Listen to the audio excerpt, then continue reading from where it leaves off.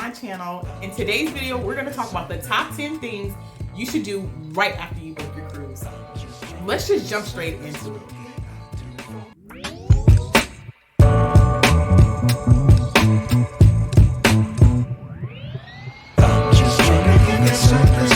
Tip number 1, join the Facebook group page for your particular cruise. So it's pretty simple. Just go into Facebook, in the search engine, type in the name of the cruise line, the name of the cruise ship, and then your date that you're going, and then you'll find the Facebook group page should pop up.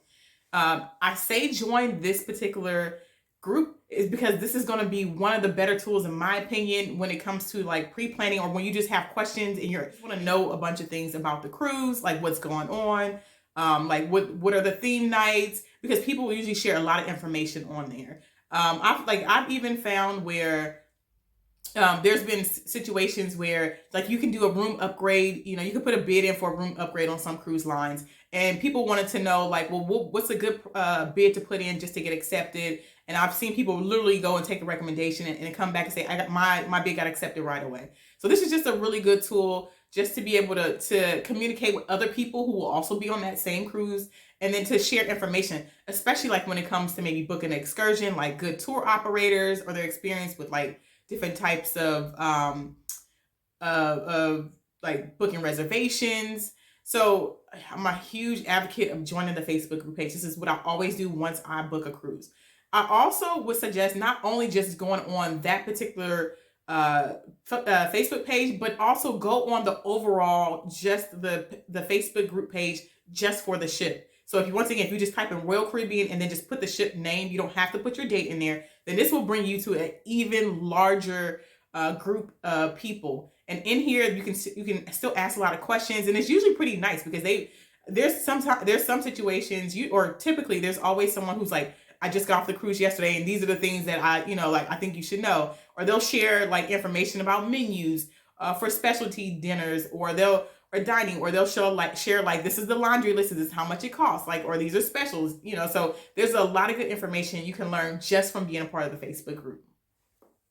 So tip number 2, download the cruise lines app or go onto their website and like sign up for an account and start read through all the different information they have about like the different policy and guidelines they have. Like, for instance, some people don't know like that you can't bring hairdressers or certain type of plugs or outlets onto a cruise ship. So, it's pretty helpful to go through that and read through it. But also, I highly recommend to go on the app or onto the website, because this is where you're going to find all the information about what kind of drinks, if you can bring drinks on the cruise or not, like what's the liquor and beverage policy. You can also book your excursions on the app.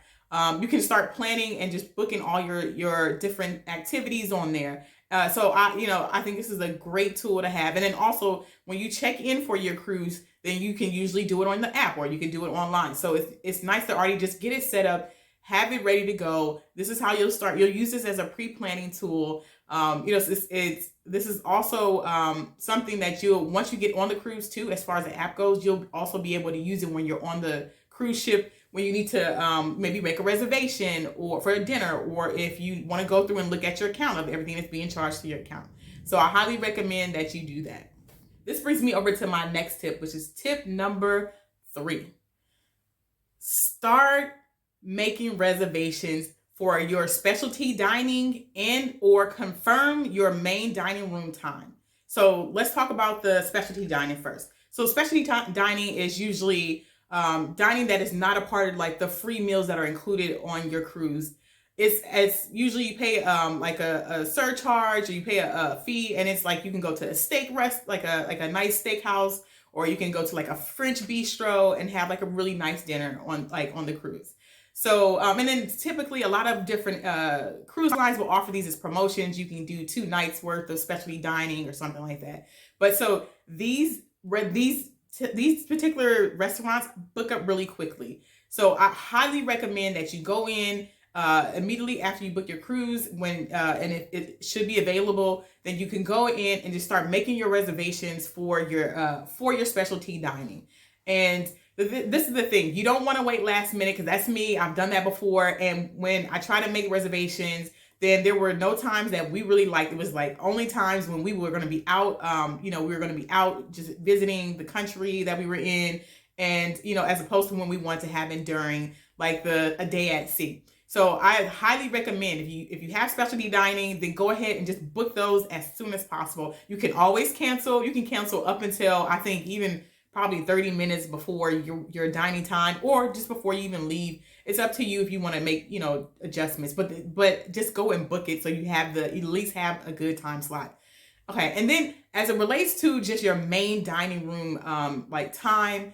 So in a main dining room. So typically there are cruise lines that will offer every night. You have a particular restaurant that you go to, and you have like the same seat every night, the same waiters, and the same time. So I've seen people who they didn't know that they had that a time, like they scheduled a time when they booked their cruise, and it was just a time, like, because they usually have like maybe 2 to 3 different options, like early, or like a late dinner. And sometimes it can be as early as 5 o'clock or like 6 o'clock. And then the late dinners are like maybe 8 o'clock. And I've seen people who realize that they didn't confirm, they didn't know what time that their time was for their main dining room. And they realized that it was just like too early. And once they realized it was too late to make changes. So definitely, if you need to call, you can do this by going on the app or on the website to see what time is assigned for your dining. Or you can also like call the customer service to see if you can make a change, but you should do it sooner than later, because these times will book up and you will not have the flexibility to be able to change it. And then also, I do want to state that in addition to maybe having just like an early time or a late time, cruise lines will offer like a flexible time where you can go when you want, but that's very limited, and I feel like those book up really quickly. So if you're not sure about what time of day, when, you typically want to have dinner, then this is definitely a suggestion. Just go and book the flexible time, but you have to get on it early, because those times book up really quickly. So moving on to the next tip. Now it's time to research on Instagram, TikTok, YouTube, TripAdvisor, Pinterest, or Facebook. So I say this because I feel like this is going to be a good way for you to get a feel for one. You can go onto one of these platforms, or these, like YouTube. You can look just to get an idea of, let me see if I can find a video on the cruise ship. And then some people put videos on there on the cruise, so you can get an idea of like what the ship actually looks like. And then sometimes you can even put in your room number, and people will have a video of what your room will look like. So that can help you with your planning, pre-planning. And then also, like, I usually like to use this because this is how I like to get an idea of the different excursions and how people like them. Like, people will give a review or do a review of, like the excursion and how they liked it, if it was worth the money or not. For instance, they'll talk about, this was the beach, it was very windy or dirty. So you can get an idea of like, okay, this is going to work for me, or this is not going to work for me, as it relates to like an excursion. Also, some other good information you can find on there too is like, people will share with you maybe some of the other things that maybe they've done that, wasn't an excursion, like, or other things they've done in that country. And like, they were able to do it and get back in enough time, back onto the ship. So, I'm a big fan of just going to do your research, because this helps you. I think this will help you really elevate your experience. What I also like to look at when I'm researching, I like to look at the actual ports that we're going into. I like to get a feel for, is this a walkable port? Is this something where I can just walk straight out? I don't need to have an excursion. I can just go to the beach, or go and do some shopping, or I can look at like the different shopping areas around there. Or also, I think if you're one of those people who like to get those stamps on your passport, then usually people will put a video out of like how you locate or find the customs or passport little booth area so you can get a stamp. So I feel like, do your research, use these tools. You can simply just go into like Instagram or TikTok and just literally just like hashtag maybe the port's name or the country's name. I mean, it's usually easier when you do like the port destination. I'll usually bring it up. So definitely make sure you do your research. The next tip is book your shore excursion. You can do this by booking it with the cruise line, where you can go on the app or on the website, and you can just go through the different excursions they have for the ports, and you can choose one from there. So usually the excursions that you book through the cruise line are going to be a little bit more pricier. than like a local tour operator. But the good thing is that they typically guarantee that that they won't leave you if your excursion is running late. Since this is run through the cruise line. And for someone where if that kind of thing, like you maybe have anxiety over something like that, or this is your first time cruising, then that usually, that may be a better option. But then there's also another option where you can just book a third party. There's some cruise websites, or you can when you're doing your research on Facebook or on some social media platform, you can see where you can find other local tour operators in that particular port or that country. And then you can go from there. You can work with them, and they usually have really good pricing. Sometimes they try to offer you something a little bit more special than just the typical ones offer that's usually offered on the cruise line. I usually do a combination of both. So like if there is like, depending on like the time frame we are in a port, then I usually feel like, okay, this is going to be such a tight day. I want to maximize what I can see, what I do, and I don't want to worry about like having to get back. Then that's when I'll usually like just book with the cruise line. Like for instance, when we were in Israel, I said, let's just book. I don't like, there's a lot of stuff going on in Israel. Let's just book through them, and we'll just, that way we can just eliminate any type of issues we could possibly run into as far as like getting back. But most of the time, so I'll book some of the excursions through the cruise line, but I want to say a good majority of the time, I like to do the local tour operators. And I usually will arrange it in advance as well. You can find them through a Facebook group. People usually will have links, or like on TripAdvisor or wherever it is. So I usually like to go with them. I personally like to make sure that whenever I go to a country, I like to put into the local economy. I know they're competing with the cruise lines. I like to make sure like that's just one of the things I do when I travel. So these are the options you have. There's also another option where you can just go ahead and actually put together like a private tour and with like maybe a local tour operator. Like I've seen on Facebook groups where people are, just chatting, and they just put like a little feeler out. Hey, we're looking for like 2 more people or 4 more people to join our group. We booked a private tour, it's going to these locations. And those seem to work out really well too. And they're usually still much cheaper than the cruise lines. And it's more private. It's a small van, like air conditioned van, versus like maybe a bus where we're kind of doing with the cruise line excursions. So the great thing is you book this in advance because they will run out. I've literally been on a cruise line. I've tried to go and book excursions because I waited too long, or I just booked the cruise much later, but I waited too long. And then the cruise the excursion I wanted was not available. And we ended up doing something. We had to pick another excursion that I just wasn't a huge fan of. So go book early. You can always cancel. They usually, like the cruise line will let you cancel 24 hours up until the excursion will start. And then local tour operators will sometimes do like 24 to 48 hours as well. And so book your excursions. Trust me, just book your excursion. Okay, so moving on to the next tip. Book your hotel room, whether it's before you go on the cruise or for after. So I say this because, first of all, many people are going to be going on your cruise. And then there's also usually multiple cruises that may leave from the port on that same day. And so hotel rooms book up pretty quickly. The good ones do. If you're like me, I'm very funny about where I stay. And so I like to make sure that I'm going to I'm going to find accommodations that are good for me.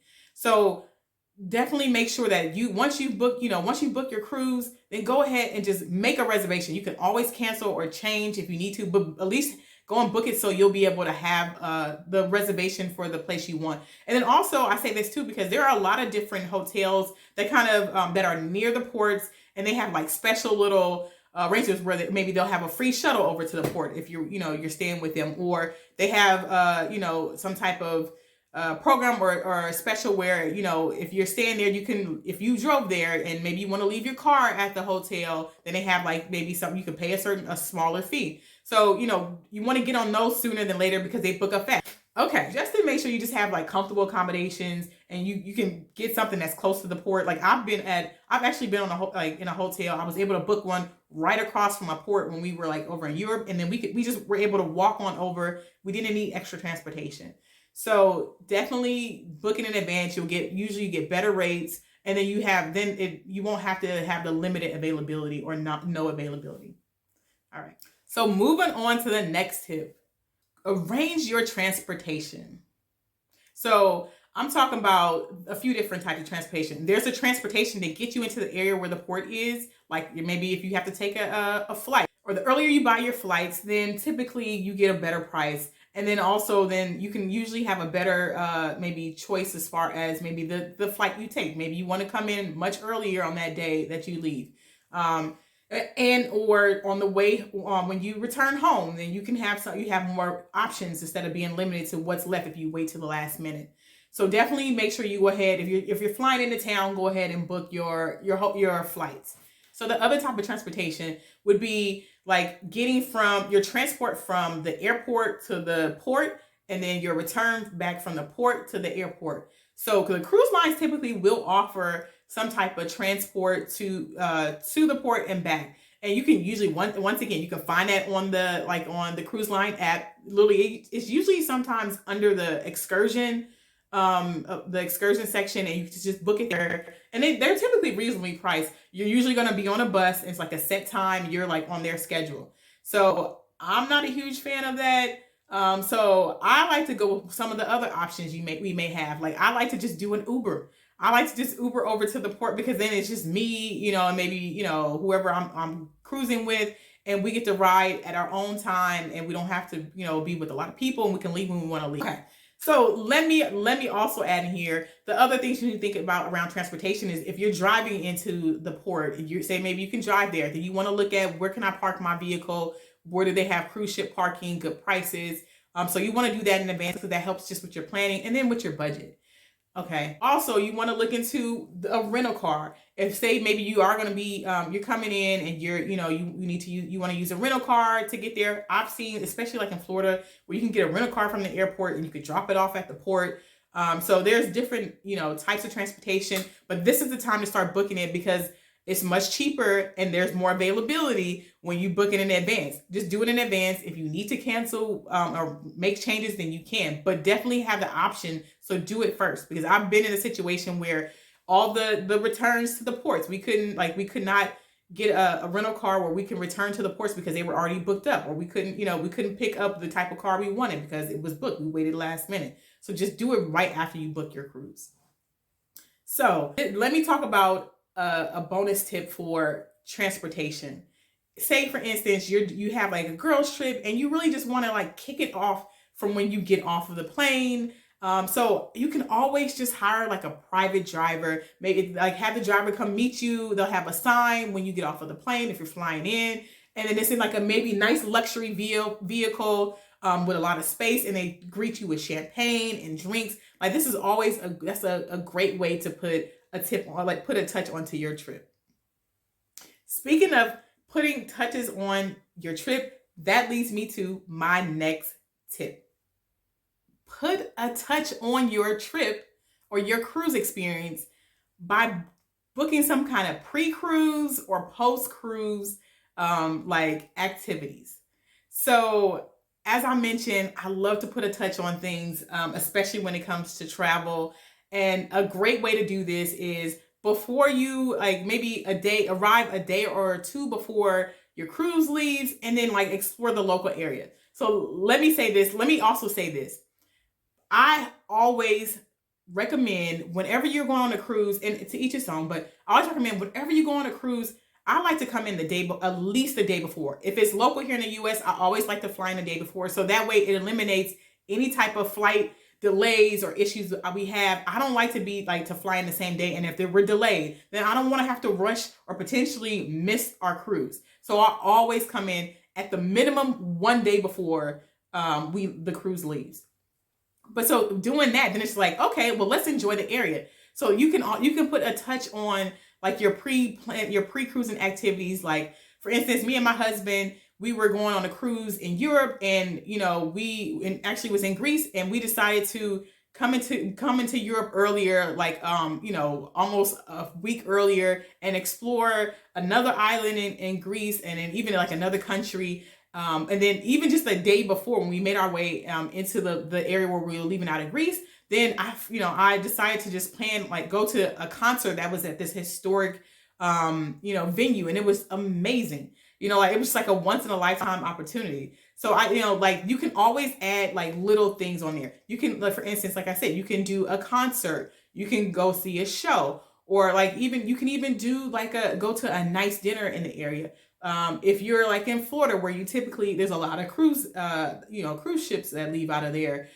Maybe Orlando, you can always come in early and go to Universal Studios, or you can go over to Disneyland if it's the family type of cruise, or a trip. So I highly recommend, find a way to put a touch on your cruise. Like, that to me is just, that makes it an even better experience. Tip number 9, set reminders. And so once I book a cruise, then I typically will set a reminder around the holidays, or, like around maybe Black Friday, when I know that these different cruise lines will have sales. And I do this because most cruise lines will offer, like, if you have a better price, if they have a better price, like a promotion happening during one of the major holidays, or like Black Friday, then they will either give you some type of price adjustment, so you can save on the cruise that you already booked, or they'll give you some type of future travel credit towards your next cruise, or they'll even offer an upgrade to, maybe say you book a cabin room and you get to go up to maybe the next room level, like a ocean view, or a balcony, or something like that, or a suite. So, I always just I set a reminder so I can go back and see if there's some cost savings there. I set a check-in reminder for when it's time for me to go and check in for my flight. And of course, like, usually the airlines will do this for you, but I always like to do it, especially for like the Southwest airline, when, I know that when I check in will pretty much determine what type of boarding group I have.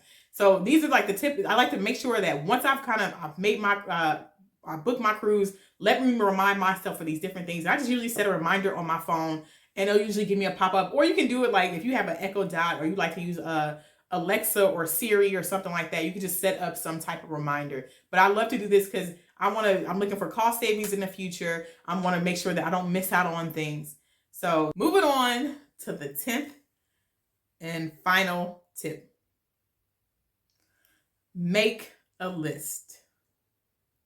This way you won't forget to get things. Like, for instance, you want to make get put together, like, maybe on Amazon, or maybe even on Target.com. You can do like a wish list, or just a list, and start dropping items in there. So throughout now all the way up until it's time to cruise, then you have all the items that you thought about and you don't want to forget. And trust me, you'll always forget something on a cruise. And then the worst part about it is when you have to go into this, like, the little store on the cruise, and pay like 5 times the price you normally would pay at home. Like, for instance, if you need to get if you've never been cruising before, and you're not sure if you'll have motion sickness, you can get motion sickness medicine before you leave. And you can pay a fraction of it from Target versus paying for it on the cruise ship. So make a list of the different things that you're coming across that this will be fun to do, or this is something I want to have while I'm on the cruise. Just so you can be prepared and it can make for a better trip. Also, just to give an idea on how you can put a touch on something, and as it relates to just making a list, you also may want to add, like, when you were doing some of the search, like your research, or you're seeing people on the Facebook group page talk about this. Like, there are some people like to get special lanyards made if they're doing like a group travel or family travel. Or you can get shirts made. I love those like the shirts that people wear. I love it. I feel like the last cruise that I went on, it was like this huge group. I mean, I think I at least saw like maybe like 50 or 60 people, because they had like this bright red shirt on, and it was from like a class reunion from, I feel like it was like this, they graduated in like the 60s or 70s. It was really, it was really cool to see them come out and do a cruise. So, like, you want to put that on your list. Like, let me get on top of making sure that I can get like shirts made, or lanyards, or, also, when I think a lot of people, whenever you're cruising, it's always nice to have like little tumbler cups to drink out of. So, definitely make your list. It will make things easier. Start it from the beginning. Don't wait until the end. Just go somewhere, use your phone or whatever it is, and just start adding things to your list. So when it comes time, when you're approaching even closer to the cruise, you can go through that list and make sure you got everything that you saw or that you wanted to do. All right. So those are my top tips. I hope they were helpful. Comment down below if you have any additional tips that that you want to share. I love hearing that. If you would like to watch more, please check out my latest videos. If you have a request for content you'd like to see, please comment that down below. Thanks for watching, and I will hopefully see you in my next video. Goodbye.